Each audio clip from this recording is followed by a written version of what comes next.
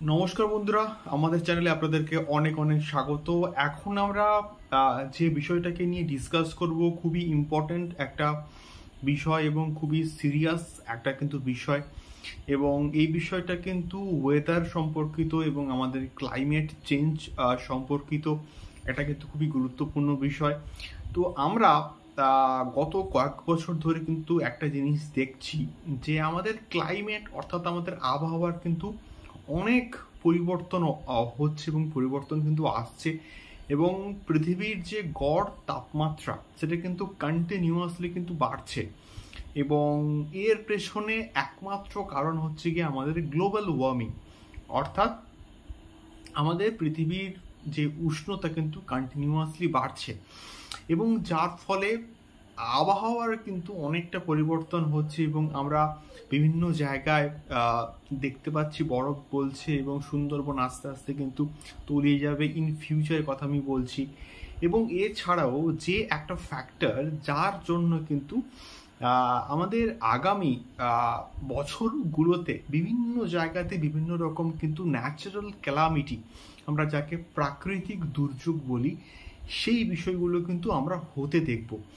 যেমন এই বছর আমরা প্রচণ্ড কিন্তু দেখেছি যে আমাদের দক্ষিণবঙ্গ, কলকাতা এবং বিভিন্ন জায়গাতে কিন্তু হিট ওয়েভ কিন্তু হয়েছে, এবং আমাদের দিল্লিতে বলো এবং বিভিন্ন জায়গাতে বলো হিট ওয়েভ কিন্তু হয়েছে, এবং আমাদের কলকাতাতেও কিন্তু প্রচণ্ড তাপপ্রবাহ এবং হিট ওয়েভ কিন্তু হয়েছে।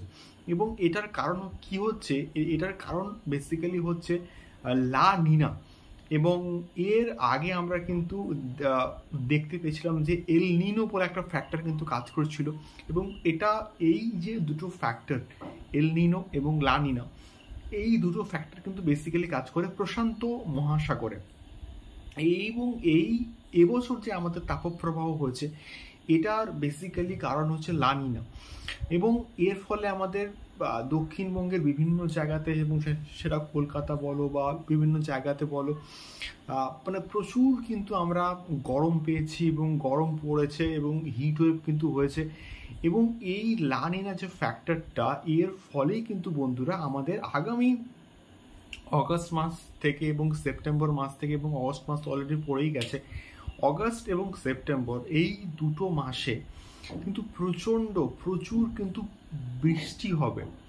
যেমন তাপপ্রবাহ হয়েছে তেমনিভাবে কিন্তু প্রচুর বৃষ্টি হবে। এবং এই যে লা নিনা ফ্যাক্টর, এর ফলে কি হচ্ছে না, আমাদের প্রশান্ত মহাসাগর হয়ে প্রচুর পরিমাণে কিন্তু জলীয় বাষ্প, একটা হাওয়ার যে গতিবেগটা সেটা জেনারেলি অস্ট্রেলিয়ার দিকে কিন্তু গত বছর অবধি কিন্তু ছিল, সেই হাওয়ার যে প্রবাহটা, গতিবেগটা বা দিকটা, সেটা কিন্তু এইবারে অস্ট্রেলিয়া থেকে কিন্তু আস্তে আস্তে আমাদের এই যে জোনটা এই দিকে কিন্তু আসছে।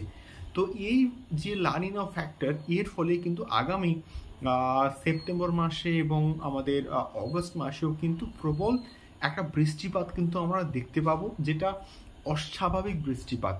এবং আমরা এটা দিল্লির হচ্ছে মৌসুম ভবন থেকে শুরু করে প্রত্যেকটা জায়গায় আমরা একটা জিনিস কিন্তু দেখেছি, এবং সেটা হচ্ছে তারা মোটামুটি যা রিপোর্ট দিয়েছে ওয়েদার রিপোর্ট সংক্রান্ত বা আবহাওয়া সংক্রান্ত, এবং তারা যা রিপোর্ট এখনো দিয়েছে প্রত্যেকটা কিন্তু ফলেছে, প্রত্যেকটা কিন্তু আমাদের বাস্তব হয়েছে।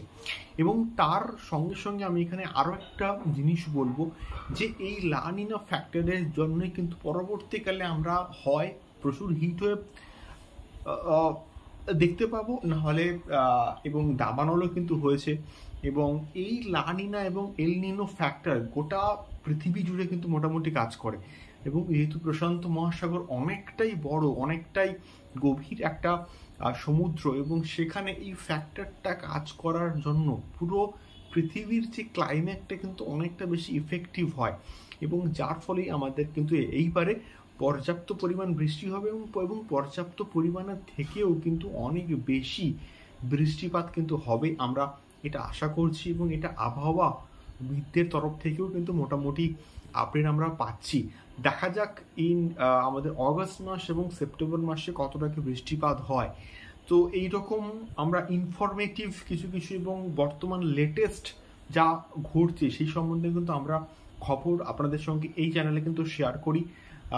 আপনারা অবশ্যই সঙ্গে থাকবেন এবং নতুন হলে অবশ্যই কিন্তু সাবস্ক্রাইব করে আমাদের সঙ্গে থাকবেন। দেখা হচ্ছে পরবর্তী ভিডিওতে আরও কিছু ইনফরমেটিভ খবর নিয়ে এবং আরও লেটেস্ট কিছু কারেন্ট অ্যাফেয়ার্সকে নিয়ে যেগুলো ঘটছে এবং ইন্টারেস্টিং ফ্যাক্টস নিয়ে।